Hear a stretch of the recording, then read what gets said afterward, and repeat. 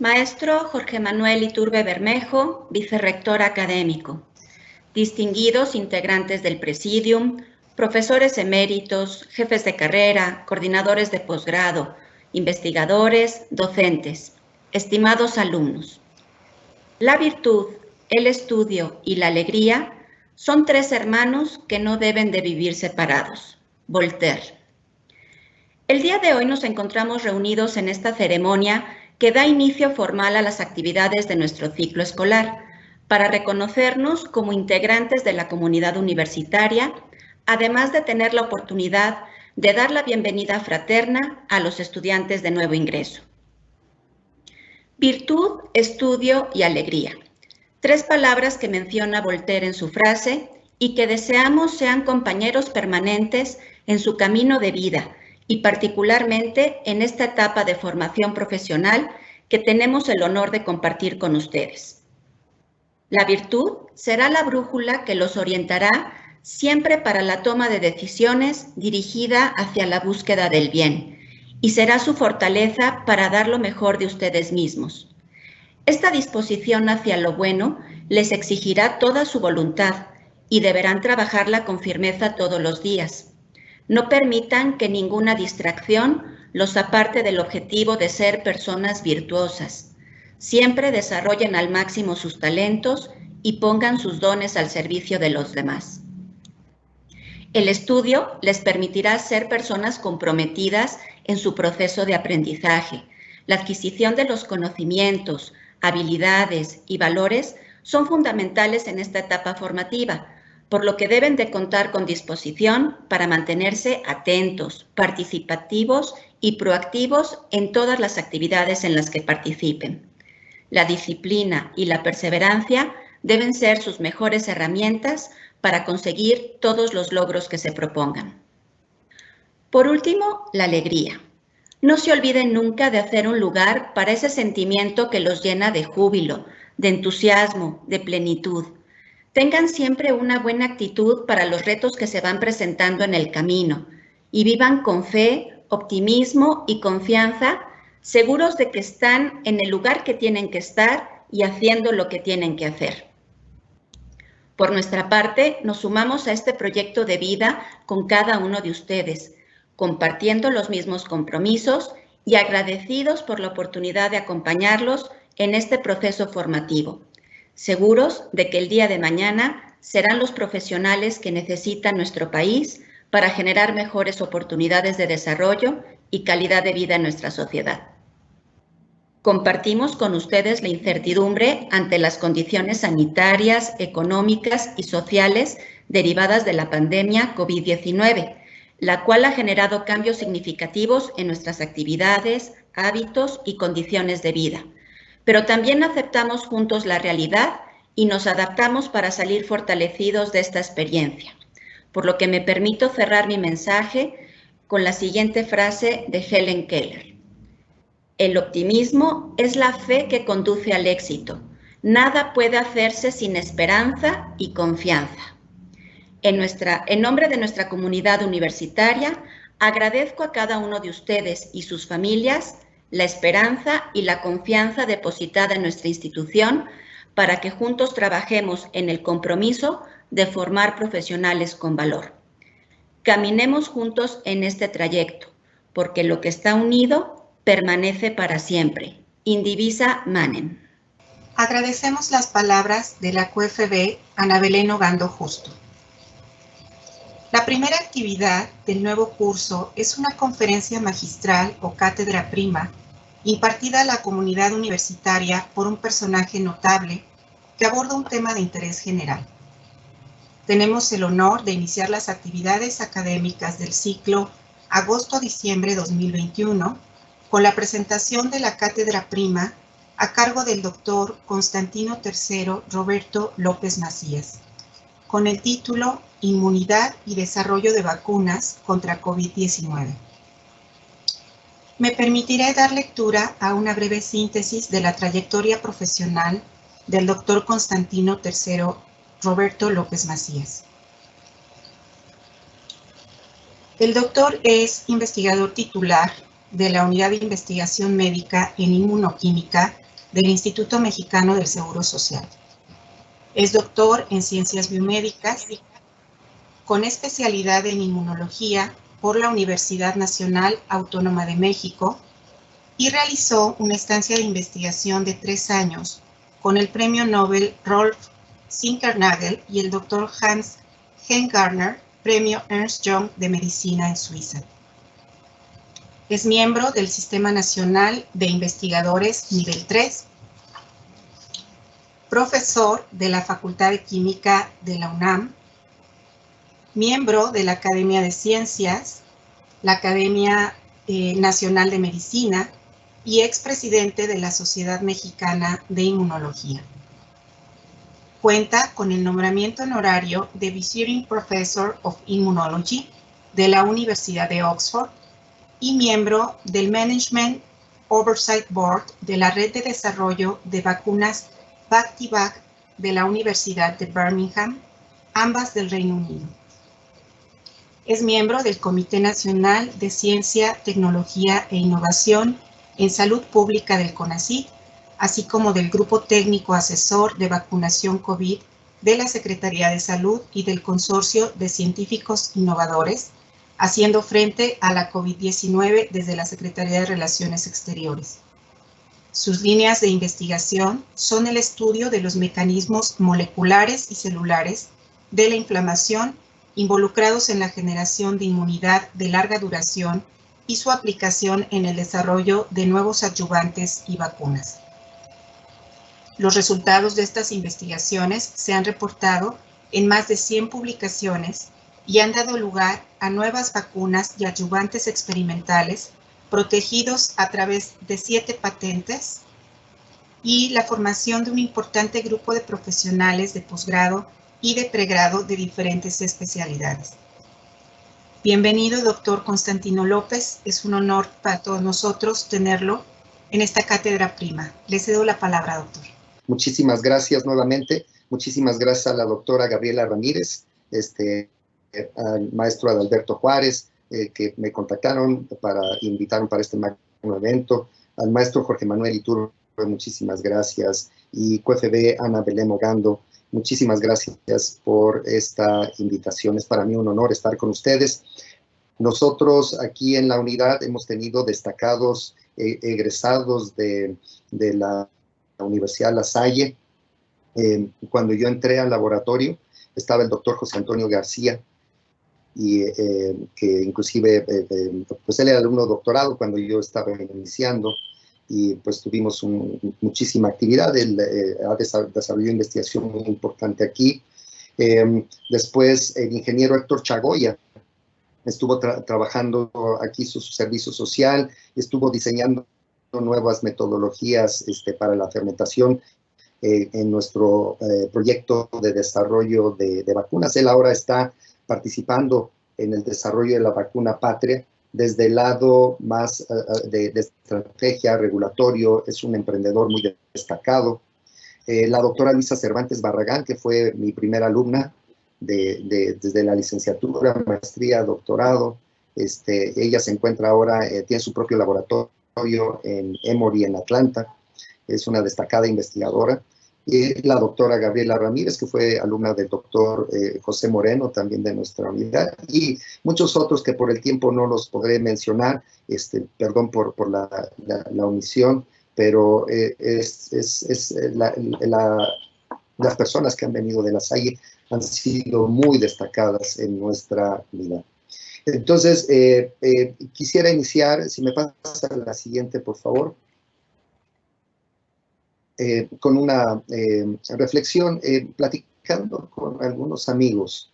Me comentaban, ¿no crees que ahora tenemos, pues nos están llegando muchas enfermedades, todas estas cuestiones infecciosas? Y le digo, en realidad no, en realidad ha sido la historia de la humanidad. Entonces vemos que desde tiempos inmemoriales las enfermedades infecciosas pues han moldeado nuestra historia. Antes el panorama aquí presentó uno de los últimos casos de viruela de una niña en Bangladesh, y pues pregúntenles a sus abuelos y era la historia de tener el miedo cuando venían la polio antes de la vacuna, a mediados del siglo pasado, era un terror, ¿sí? Y así sucesivamente teníamos muchas infecciones. Ahora que tenemos los 500 años de, de la conquista, muchos lo ven como una victoria militar, etcétera, pero realmente el papel de los microorganismos fue fundamental, de la viruela y muchas de las infecciones para la cual la población no estaba inmune, pues la diezmó importantemente. Pero gracias a la higiene, los antibióticos, las vacunas, pues empezamos a controlar muchos de estos brotes y se empezaron a espaciar y empezamos a controlar las mayores azotes que teníamos. Entonces, pues tuvimos un muy buen desarrollo, pensamos que teníamos controlados muchas de estas enfermedades realmente y vinieron cambios muy importantes en nuestro comportamiento. La sobrealimentación, el sedentarismo y la contaminación ambiental. Todos estos son factores que están generando un proceso proinflamatorio de bajo grado en nuestros organismos y sobre todo la obesidad que favorece la inflamación crónica y favorece las enfermedades cardiovasculares, metabólicas, el cáncer, la susceptibilidad a la infección, etc. ¿Sí? Entonces esto, pues hacia finales del siglo pasado y principios de este siglo, pues tornó a todos los sistemas de salud a concentrarse en estas enfermedades crónicas, porque se convirtieron en los países desarrollados y en los de vías de desarrollo en la principal causa de mortalidad. Entonces, los recursos, la atención se centró en ellos y descuidamos un poco esta parte de las enfermedades infecciosas, un poco en la investigación, el estar atento a esto. Pero, pues, con el crecimiento de la población, viene escasez de agua. El uso irracional de antibióticos generó resistencia a antibióticos para algunos patógenos. El deterioro ambiental tan enorme y que sigue avanzando, pues ha traído el regreso de estas enfermedades. Entonces, cuando yo entré aquí a finales de los 80s al instituto, empezamos a trabajar, teníamos la pandemia de VIH-Sida, después tuvimos el cólera, luego tuvimos influenza, por ahí en medio estuvo el SARS, luego afortunadamente no llegó, bueno, en medio Zika, dengue, chikungunya y ahora COVID-19. Entonces, esta enfermedad no es es el caso de lo que les menciono. Si vemos en la gráfica, esto es muy importante, en las barras negras observamos la tasa de letalidad en personas sanas. Entonces, como vemos, esta enfermedad afecta principalmente a las personas mayores de 65, 75 años, les puede generar la muerte. No quiere decir que nosotros nos enfermen, pero la letalidad. Y vemos que las personas que tienen comorbilidades, pues ahí la tasa se incrementa desde los niños hasta los adultos enormemente. Y esto es muy importante considerar, y estas son las bases también importantes de las decisiones que se han tomado a nivel mundial, no solo en México, de la priorización en vacunación. Primero ir protegiendo a los más susceptibles, a los que se pueden morir más. Y generalmente las comorbilidades, obesidad, hipertensión, etcétera, la mayor proporción está en las personas también mayores. Entonces, por eso la estratificación. La que sigue, por favor. Entonces, ¿cómo generamos la inmunidad, ¿no? Es la infección de este virus, SARS-CoV-2, que induce la enfermedad COVID-19. Entonces, este virus puede infectar a las personas. Y vemos que tenemos dos escenarios. Del lado derecho, vemos a las personas infectadas que desarrollan la enfermedad. Esos son los pacientes con COVID-19. Entonces, estas personas no tienen inmunidad contra la infección ni contra la enfermedad. Pero hay personas que se contagian. Y estas personas que se contagian y no desarrollan la enfermedad, los catalogamos como asintomáticos, ellos son inmunes a la enfermedad. Entonces, este es el caso de un % importante. En trabajos recientes se ha calculado que alrededor del 37-40% de las personas son asintomáticas. En el caso de las personas que se enferman, de los casos del 100% de casos confirmados y personas que ya tienen síntomas, que están enfermos, la mayoría lo resuelve en su casa, son ambulatorios, no requiere una intervención del hospital, no se tornan graves. Un % alrededor del 25% desafortunadamente se tornan graves, y de ellos alrededor de un 6.6% pues evoluciona a un estado crítico y hay que intubarlos, hay que ponerlos en una unidad de cuidados intensivos, y desafortunadamente un porcentaje alrededor del 3% muere. Estas personas no desarrollan la inmunidad y fallecen. De las personas que se recuperan, se genera una respuesta inmune que en principio los protegería contra reencuentros. Del lado izquierdo tenemos un caso muy especial que no hemos podido identificar y estudiar. Son personas que no se infecten, que sean resistentes inclusive a la infección. Entonces es un caso hipotético, no hay reportes de personas que sean resistentes, también es muy complicado poderlo medir. Todas estas personas, las que se enfermaron y se recuperaron, las personas asintomáticas y los no infectados, deben vacunarse. Y esta vacunación es importante para generar, como lo vamos a ver, un estado de inmunidad de larga duración. Las preguntas es si esta estrategia o esta de vacunación, tanto la infección o la vacunación, van a inducir una inmunidad y por cuánto tiempo. Y miren, ¿cómo se adquiere la inmunidad contra una infección? Entonces, en esta caricatura de un libro de un capítulo del libro que publicamos el doctor Kleinerman y yo en el libro de texto de medicina de la Universidad de Oxford, muestro aquí representando la respuesta inmune innata de manera muy simplista las células dendríticas. Estas células dendríticas van a reconocer al virus, lo van a incorporar y lo van a procesar y presentar a través de las moléculas del complejo de histocompatibilidad clase 1 a la izquierda, dice MHC clase 1, a las células T CD8 positivas. También a través de clase 2 del lado derecho van a presentar esas regiones del virus que están en azul a las células CD4. También van a producir citocinas importantes para que estas células se activen. Por otro lado, las células amarillas son los linfocitos B que reconocen directamente el antígeno a través de su receptor, y este reconocimiento más la cooperación con las células T van a hacer que se diferencien y se conviertan en células productoras de anticuerpos que están en rojo del lado inferior derecho.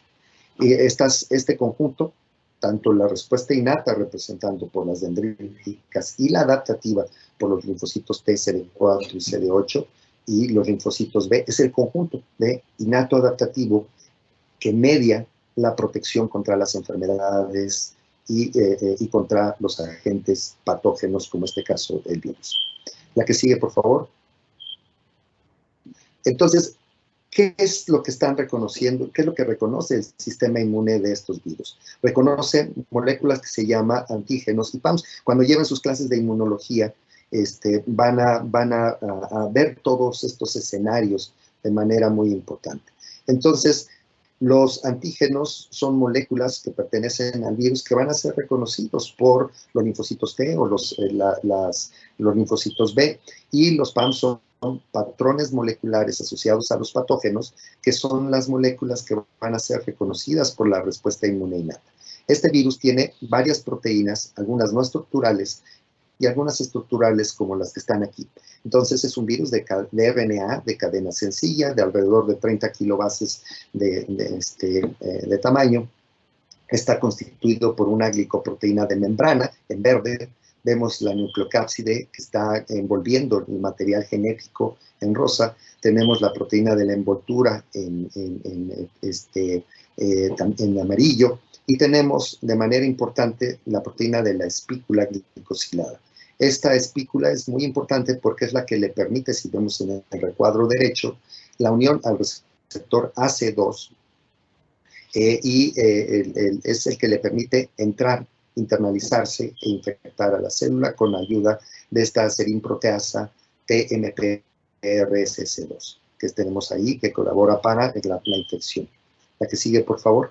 Y esta infección a las células, aquí tenemos la célula representada en azul, el virus está arriba, está ingresando por el AC2 y va a ser detectado en los del virus, como el RNA, que es un PAM del virus, va a ser detectado por receptores de la célula, como el receptor tipo TOL3, y esto va a desencadenar una serie de señales intracelulares que verán en sus clases de bioquímica y también en inmunología, y que van a activar la respuesta de la célula antiviral a través de interferones que se ven ahí, la expresión de esos genes en el núcleo, y se va a formar moléculas como inflamosoma y que van a activar caspasas que van a liberar citocinas, interferones. Como del lado derecho vemos la producción de interferones por las células de IL-8, IL-12, IL-6, por las células de la respuesta inmune innata. Y esto va a ser muy importante. Esta es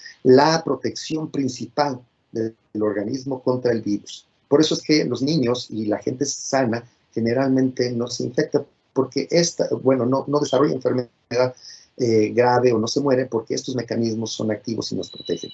Si hay una respuesta de interferones normal, de interferones tipo 1, se va a controlar al virus. Y aquí quiero hacer el paréntesis de Luisa Cervantes en nuestro laboratorio, egresada de su escuela, de La Salle, hizo un gran descubrimiento. Ella descubrió que estos interferones en las células, en los macrófagos y en las células dendríticas son fundamentales para la protección contra coronavirus. Cuando estuvimos analizando eso hace unos 10 años con un coronavirus de ratón.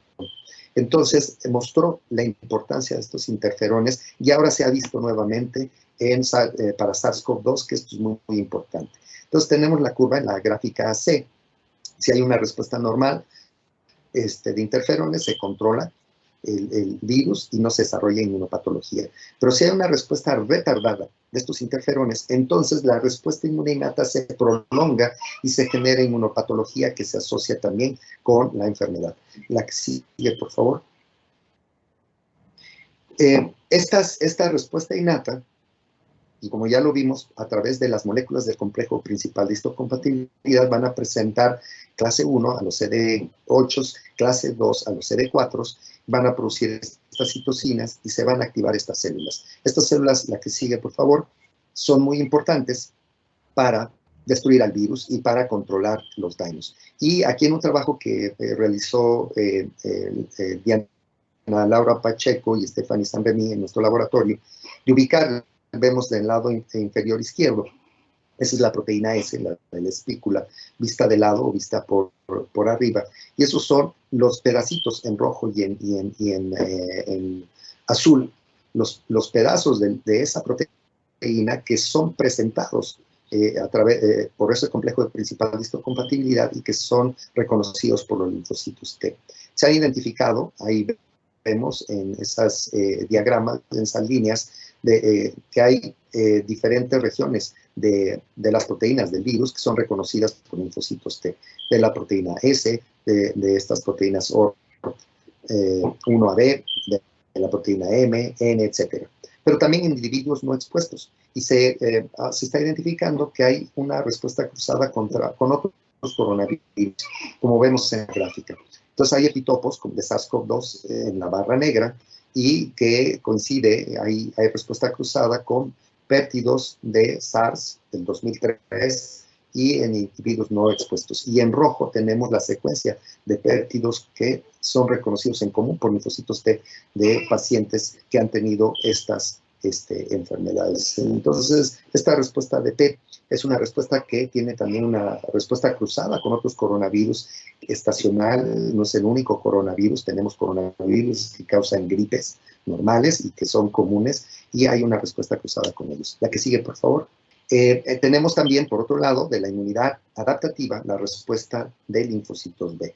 Estos linfocitos B al reconocer a través de su BCR el antígeno, es decir, las moléculas de la superficie, en particular, por ejemplo, la proteína S del virus que les mostré, y pasan dos cosas. Por un lado, se diferencian a células productoras de anticuerpos en rojo, y por otras células de memoria que se van a quedar ahí para tener mayor número de linfocitos de B que pueden reconocer a estos antígenos, a ese virus, en ocasiones posteriores. Eso es muy importante. Y esos anticuerpos contra la proteína S van a impedir la unión de esa proteína con el receptor. Por tanto, van a neutralizar al virus e impedir que penetre en las células. Este es un mecanismo muy importante y es el mecanismo del cual se basan el desarrollo de vacunas que tenemos actualmente. ¿Y cómo es la respuesta? Aquí vemos la gráfica. En el eje de las ordenadas vemos el porcentaje de anticuerpos, y vemos en el eje de las X las semanas después de los síntomas. Y vemos en rojo y en azul claro la respuesta de IgMs, en rojo contra la proteína S, en azul contra la proteína N del virus. Entonces vemos cómo las IgMs es una de la respuesta inicial. Las IgGs también surgen rápidamente, que las tenemos en la gráfica en las líneas verdes y azul oscuro. Y vemos cómo estas IgMs que se piensan cuando hacen las pruebas rápidas, tiene IgMs que tiene la infección aguda, no es cierto. Aquí vemos que las IgMs pueden perdurar por varias semanas. Lo que nos dice el tener IgMs o IgGs es que hemos estado en contacto con el virus. No nos dice cuándo, no nos dice si es una infección aguda o es algo que ya pasó después de tiempo. Lo que nos dice es que hemos estado en contacto. Y si tenemos los títulos altos, como vemos ahí, de las IgG son las que perduran en títulos muy altos por más tiempo. Se ha analizado la respuesta y los reportes a un poco más de un año y se tienen IgGs de manera importante. La que sigue, por favor.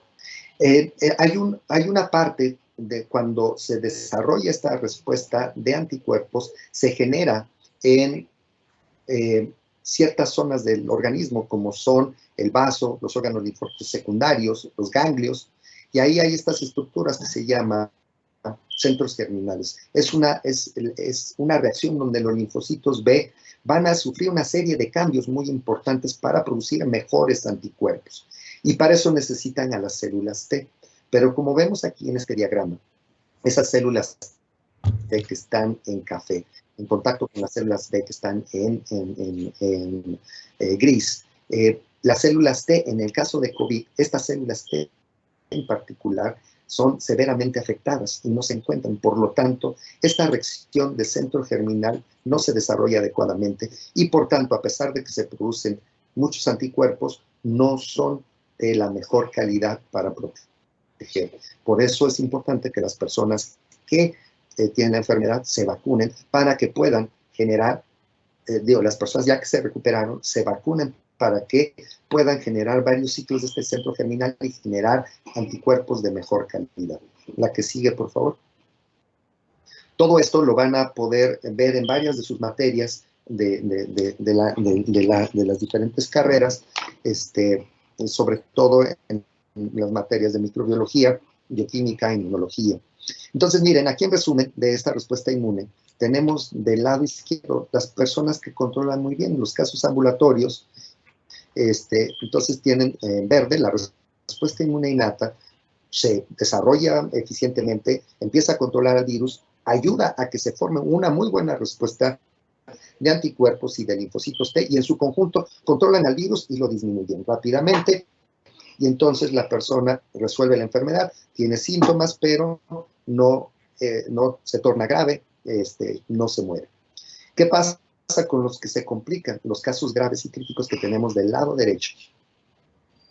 La respuesta inmune innata no es eficiente, no hay buena respuesta de interferones y de otros factores innatos, y la carga viral no se controla. Entonces, esta carga viral se mantiene por más tiempo, los linfocitos T se ven severamente afectados y no ayudan a que se forme una respuesta de anticuerpos que, a pesar que en magnitud es alta, en calidad no es la mejor. y esto se prolonga y esto nos lleva a los casos críticos y en algunos casos desafortunadamente a la muerte.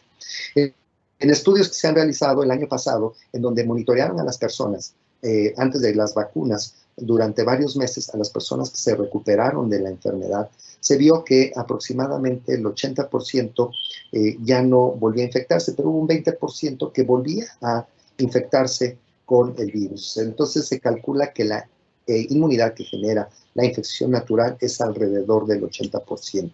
Entonces, en los casos, las personas se van recuperando. Entonces, aquí vemos en este esquema cómo se va generando lo que se llama inmunidad de grupo. Ya vimos cómo se genera la inmunidad dentro de cada persona. Ahora, ¿qué pasa con esto que se llama inmunidad de grupo? En algunos casos le llaman inmunidad de rebaño. A mí no me gusta mucho el término, me gusta más de grupo. Entonces tenemos las personas que tienen contacto, que están sanas, susceptibles, las vemos en azul.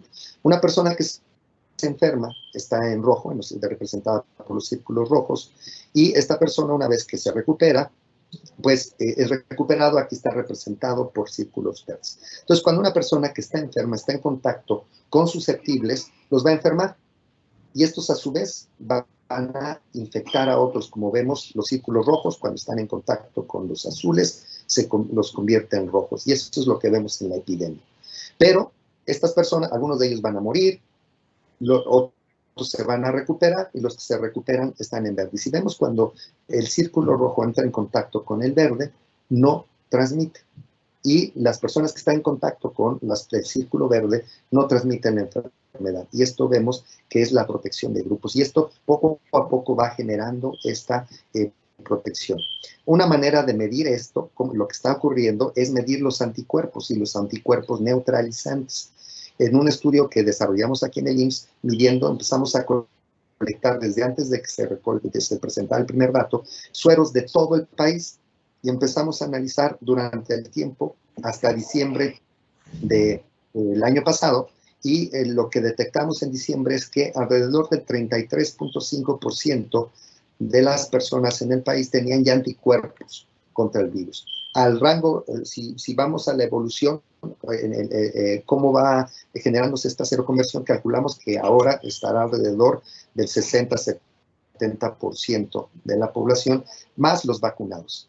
Entonces, esa es una manera de generar la protección, la inmunidad de grupos. Pero esto es muy lento, despacio, mucha gente muere. La manera más ética para generar la inmunidad de grupo es a través de las vacunas. Y en el mundo, se han estado hasta el principio de este mes, había 326 vacunas en desarrollo, de las cuales 103 están en fases clínicas. Entonces, tenemos ahí en fase 1, 30, fase 1 y 2, 30, fase 2, 10, en fase 3, 25, en fase 4, 8. Las fases 1 son los ensayos clínicos. Fase 1, primera vez en humanos. Fase 1, 2, ensayos de seguridad a gran escala. Fase 3, ensayos de eficacia. ¿Qué tanto funciona la vacuna para proteger? Y ya hay vacunas aprobadas para su uso de emergencia. En México tenemos 6.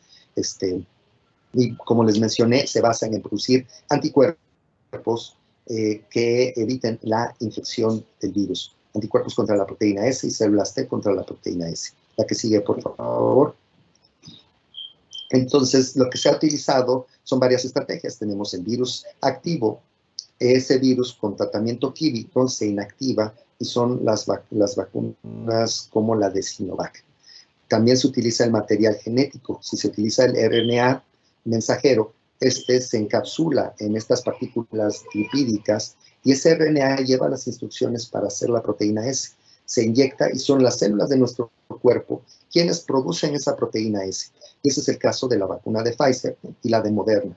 En el caso del el DNA, se inserta en el material genético de un adenovirus, y es el adenovirus que lleva estas instrucciones a nuestra célula, y este DNA se transcribe y se traduce para producir la proteína igual. Pues son nuestras células las que lo hacen, y son nuestras células que producen la vacuna. Y este es el caso de la de Oxford, que usa un adenovirus de chimpancé, el adenovirus 5 y el 26 que usa Sputnik V, adenovirus 5 que usa CanSino. Y tenemos otra estrategia que es producir las proteínas utilizando vectores que puedan inducir la producción, por ejemplo, baculovirus en células de insecto. Estas células de insecto de Spodoptera frugiperda, que son las células de la palomilla del maíz, producen la proteína. Esa proteína se purifica y se le adiciona un adyuvante como saponinas, y es como la vacuna de Novavax. Estas son las estrategias generales. Hay más, pero estas son digamos, de las vacunas que estamos utilizando.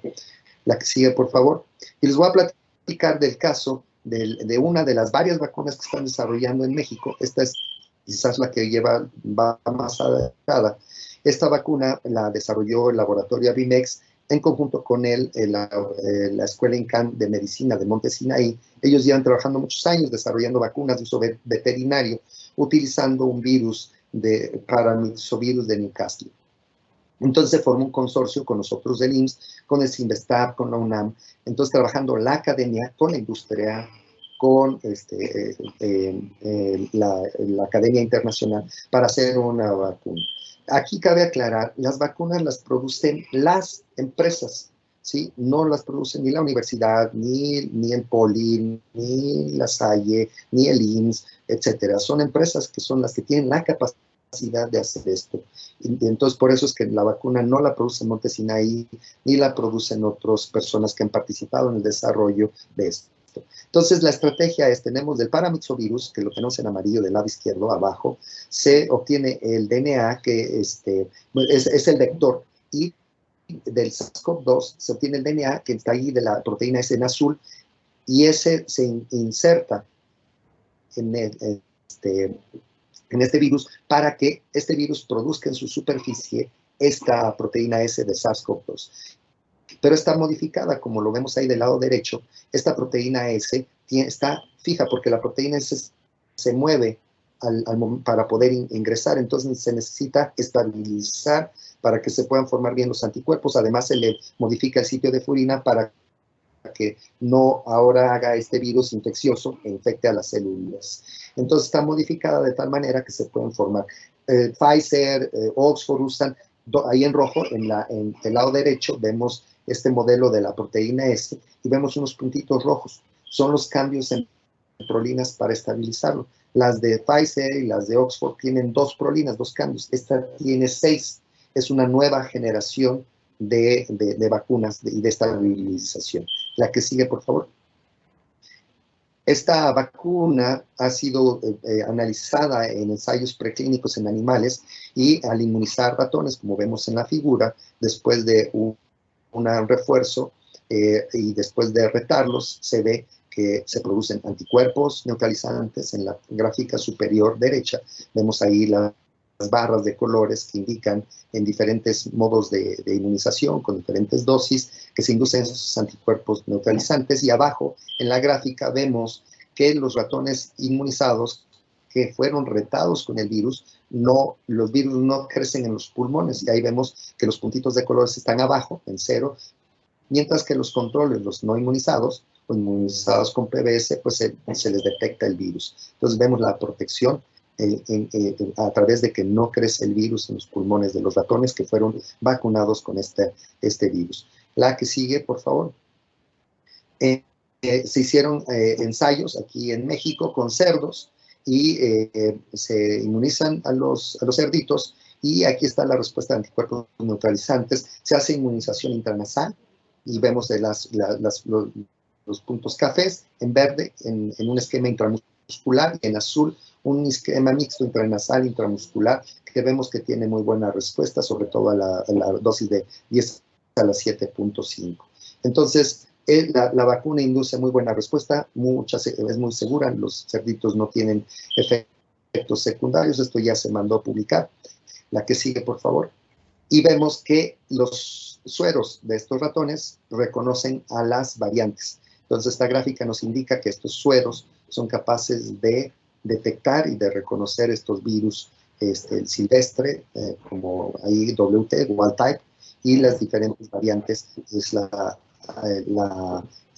alfa, beta y gamma. La que sigue, por favor. En conclusiones de esta parte, tenemos que esta vacuna presenta muy buenos resultados de seguridad, inmunogenicidad y capacidad protectora en ratones, muy buenos resultados de seguridad e inmunogenicidad en cerdos. La vacuna es reconocida por anticuerpos y células T de pacientes y de personas vacunadas con otras vacunas contra COVID. Esto no los presenté, los hemos desarrollado aquí en nuestro laboratorio y pronto los enviaremos a publicar. Se construyeron las plantas de producción piloto industrial para la fabricación de la vacuna. Esto es importante porque ahí ha estado participando, por ejemplo, el ingeniero Chagoya, egresado de su escuela, y es un campo muy importante para los ingenieros químicos, un campo donde pueden penetrar y que nos ayuden a desarrollar otra vez la industria nacional de producción de vacunas. El ensayo clínico fase 1 en humanos se inició el 6 de mayo, ya se terminó y ha tenido muy buena respuesta y bueno, pronto se presentarán los datos y se está preparando el ensayo fase 2. Entonces aquí cabe recalcar que es de importancia de seguridad nacional el desarrollo y producción de vacunas en México, porque si no tenemos que esperar a que nos lleguen, cuando nos lleguen y que nos las vendan al precio que nos las quieran vender. Y ahorita pues hemos visto esto, ¿no? La que sigue, por favor. ¿Y cómo funcionan estas vacunas? Hablando ya en general, ya en el campo, ya no en ensayos clínicos controlados, en donde cuando se inmunizan las personas que están enfermas de muchas cosas, que han tenido ataques de corazón y tienen gota y tienen asma y tienen todas las enfermedades que quieran, ¿cómo funciona?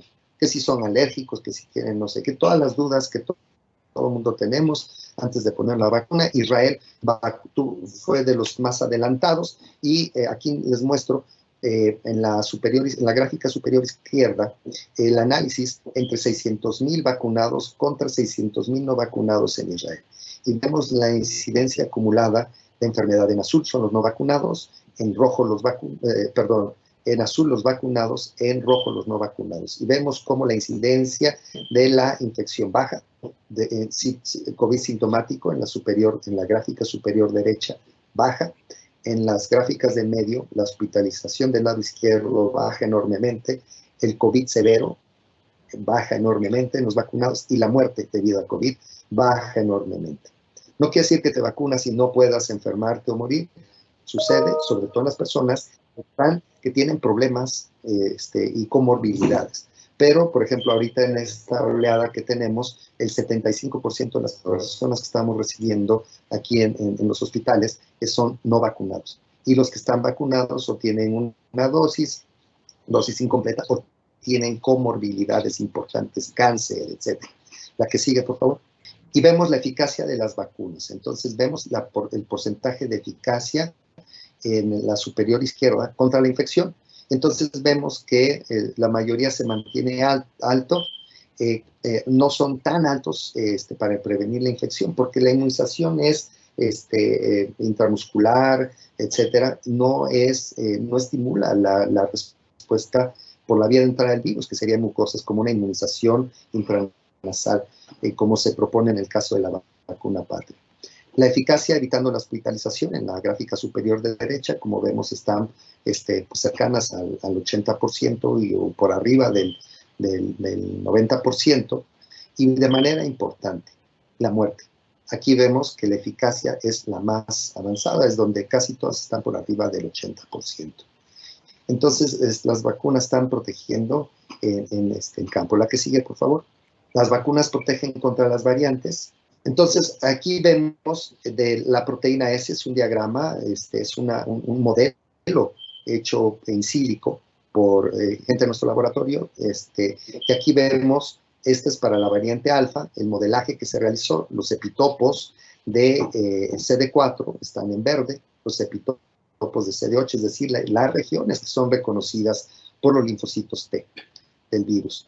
Y del lado derecho tenemos de esta figura los epitopos en morado que son reconocidos por linfocitos P. Y en rojo tenemos los que cambiaron con la variante alfa. Entonces, como ven, son poquitos. De todos estos epitopos, son pocos los que realmente cambian. Por lo tanto, se espera que sí nos podamos proteger. Y del lado derecho tenemos la figura de esta proteína S con los carbohidratos. Entonces yo le llamo de manera coloquial, del lado izquierdo tenemos la figura sin pelos y del lado derecho con pelos. Y esa es la manera real del lado derecho. Y vemos ahí en esas regiones que están en rojo y señaladas con los círculos azules, que son las regiones que están expuestas y que no están cubiertas por estos carbohidratos y que permiten el acceso de los anticuerpos. Si bien algunas de estas regiones están cambiadas por las mutaciones que han tenido estas variantes, las demás no. Y podemos todavía tener anticuerpos que puedan neutralizar y sobre todo células T también que nos ayuden a proteger. Este es caso para alfa, si me pasan la que sigue. Otro clic en la beta. Aquí tenemos la beta, vemos en rojo también que no son tantas. Esta es la gamma, también vemos que no son tantos los cambios, son diferentes, pero tenemos todos los demás epitopos que pueden generar una respuesta cruzada. Y la delta, la que está dominando actualmente en nuestro país. Y aquí vemos también que a pesar de que hay en la parte superior, ahí en ese piquito de donde están los linfocitos B en morado, tenemos cambios que son las regiones donde puede reconocer algunos de los anticuerpos. Los otros, como vemos del lado derecho en las moléculas que tienen pelos, ahí hay varias otras regiones que siguen sin ser cambiadas. Por tanto, podemos, en principio, generar una respuesta contra esto. La que sigue, por favor. Pero estos son modelos in silico. Y hay que ver las pruebas. Entonces, aquí tenemos el seguimiento de personas durante un año, ¿sí? Entonces, en el lado izquierdo tenemos la respuesta de anticuerpos contra la región que se une directamente al receptor que se llama RBD. Y vemos cómo la respuesta de anticuerpos va bajando. Al inicio tenemos un título de 30,000. Baja a la mitad, alrededor de 16,000 a los 6 meses. Y se conserva más o menos al mismo nivel, en 13,000 a los 12 meses. Sin embargo, si las personas, estas vacunas, algunas de ellas, de estas personas se vacunaron y vemos cómo se elevan los títulos a 410,000, se aumentan a más de 40 veces. Entonces tenemos la vacunación luce un título, un refuerzo muy importante por lo que les platiqué, de que hay células de memoria que van a estar ahí y van a permitir el refuerzo y la generación, la reacción del centro germinal para producir mejores anticuerpos. En la siguiente gráfica tenemos los anticuerpos anti-N. Ahí vemos, no, la anterior, ¿sí? La B es anti-N, vemos que los títulos son de 19,000, bajan a 15,000 a los 6 meses, no obstante, ya bajan a 5,000 al año, y si vacunamos, no suben porque la vacuna no lleva la proteína N, entonces aquí no hay reestímulo. En la gráfica C tenemos los anticuerpos neutralizantes, dos importantes, estos son los más importantes. Los anticuerpos que estamos viendo en las gráficas A y B son de unión, pero no todos los anticuerpos de unión neutralizan. Los anticuerpos neutralizantes son los que más correlacionan con la protección. Y vemos cómo al inicio, a los 3 meses, más o menos al mes, están en 450 los títulos, bajan a 81 a los 6 meses y más o menos se mantienen. Y en la gráfica D, en azul, vemos qué pasa después de los 6 meses si se vacunan. Vemos cómo los títulos suben también de 83 a 3,600. Entonces, el aumento también es enorme. La que sigue, por favor. ¿Y esto qué consecuencias tiene? Pues aquí vemos en la gráfica la neutralización de las variantes. No se neutralizaban o se neutralizaban de manera un tanto baja, como vemos en las gráficas en la E, con la de Wuhan, en beta, alfa, iota y gamma, vemos cómo a los 1.3 meses, 6 meses y 12 meses, pues está bajito y no está tan alto. Pero después de la vacunación vemos cómo sube de manera importante para todos los casos. Y esto tiene que ver con lo que les digo de la reacción del centro germinal, que ahora la vacuna la está estimulando y se están generando mejores anticuerpos que ahora están permitiendo neutralizar. Si bien la infección natural, la neutralización estaba ahí, era modesta, pero ahora con la vacunación podemos neutralizar no solo la del virus original, también las de las variantes, y es por eso es muy importante el vacunar. La que sigue, por favor. Tenemos aquí ya la efectividad. La efectividad es diferente a la eficacia. La eficacia es cuando se mide cuánto protege la vacuna en un ensayo controlado con personas escogidas, seleccionadas para el ensayo. Pero cuando se le pone en la población se le llama efectividad. Y aquí vemos en el campo una dosis, ya sea de la de Pfizer, que es la BNT1, o la de Oxford, que es la de Shadows, NCO, en COVID-19, Una sola dosis, vemos que ahí está aproximadamente contra la variante alfa, que está en azulito, alrededor del 50% y del 30% contra la delta. Pero si ya ponemos las dos dosis, vemos que la efectividad es alrededor del 90% de la de Pfizer y alrededor del 80% con la de Oxford. Entonces, esto es muy importante. Están funcionando también para las variantes. Quizás no igual, completamente como contra la anterior, pero sí están funcionando y eso es una muy buena noticia porque pues todo el mundo, oye, no, pues ahora vamos a tener que hacer nuevas vacunas, todas diferentes. Pues hasta el momento no. Lo que necesitamos es tener los títulos de anticuerpos altos para que nos protejan. La que sigue, por favor. Y aquí vemos la protección contra el contagio en verde, en las barras verdes, contra el desarrollo de la patología grave y contra la muerte en rojo. ¿Sí? De manera importante vemos que la de Moderna, la de Pfizer y AstraZeneca del lado izquierdo contra la variante alfa protegen y sí baja la protección contra el contagio, es decir, a que recibamos el virus. Pero vean cómo se mantienen las barras rojas, la protección, y en las barras azules contra el desarrollo de la patología grave y de la muerte. Y esto es muy importante porque lo que sale en las noticias son las barras verdes, ¿no? Entonces vean del lado derecho contra la variante Delta. Dicen, no, que la vacuna de Oxford, la de Pfizer ya no funcionan, bajaron del 90 al 60%, como vemos ahí las barras verdes en Pfizer, o menos del 40% con la de AstraZeneca, una dosis. En dos dosis están ahí las dos aproximadamente en las barras verdes, de alrededor de 60. Entonces, del 90 a 60, pero eso es contra el contagio. Lo que vemos contra la enfermedad y la patología grave, vemos que con dos dosis se mantienen arriba del 80%. Todavía no tenemos datos sobre la protección contra la muerte, pero si evitan la patología grave, es muy probable que también eviten la muerte. Entonces, eso también es importante, que hay esta infodemia en donde mucha gente está diciendo, primero decían que no existía, que era invento. Luego que las vacunas que no sirven, y estamos viendo cómo sí están sirviendo, sobre todo en estos rebrotes. Las personas vacunadas se enferman menos y están llegando menos al hospital. Son los no vacunados. Y bueno, es que yo conozco a alguien que se vacunó y de todas maneras se enfermó. Hay casos, pero tienen que ver también otros factores, como comorbilidades, esta parte que les expliqué, el sistema inmune, etc. Entonces son los menos. Sí tenemos un 25% de personas que o tienen esquemas incompletos o cosas, pero la mayoría tiene comorbilidades. Entonces es muy importante esto. La que sigue, por favor. Como conclusiones, la vacunación representa la manera más ética de generar la inmunidad de grupos en la población para controlar, prevenir las epidemias. Las vacunas contra COVID-19 se han desarrollado en tiempo récord y están funcionando en la población para prevenir la enfermedad y muerte, inclusive contra las variantes. Prevenir las pandemias requiere de cambios profundos en el cuidado del medio ambiente y de la alimentación y la salud de la población, y es de vital importancia de seguridad nacional contar con infraestructura científica, técnica, industrial propia para diseñar y producir las vacunas que se requieren en México. Y no me resta, la que sigue, por favor, más que agradecer hay un enorme grupo de personas que participan. Aquí está del grupo central de investigación que me honra en dirigir, en donde hay varios investigadores y alumnos, postdoctorantes, hay de doctorado, licenciatura, maestría, y doctor Armando Isibasi, que fue nuestro jefe por muchos años, ya se jubiló y yo me quedé en su lugar. La que sigue, por favor. Los jefes del hospital, de diferentes servicios del hospital, aquí están del lado izquierdo, investigadores de diferentes unidades de investigación. Todos nos hemos centrado en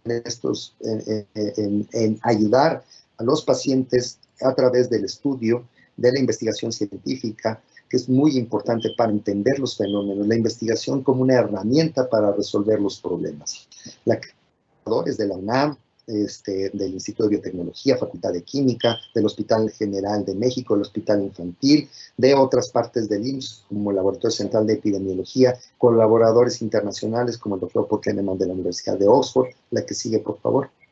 Los residentes, los médicos residentes, hay egresados también de la Salle, hay QFBs, hay biólogos, de diferentes, hay ingenieros biotecnólogos, ingenieros químicos, hay médicos pasantes de diferentes escuelas del país que se han abocado fuertemente, no han dejado de trabajar, han arriesgado su vida para ayudar a los pacientes y para que hagamos estas investigaciones.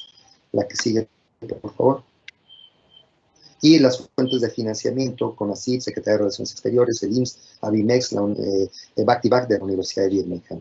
Y muchísimas gracias por su atención. Aquí les dejo mis correos electrónicos donde puedo estar en contacto con ustedes para dudas, para cosas relacionadas con estos proyectos y otros proyectos que tenemos de desarrollos de vacunas contra salmonela y de ayudantes, etcétera, que hemos desarrollado en la unidad. Muchísimas gracias a todos por su atención.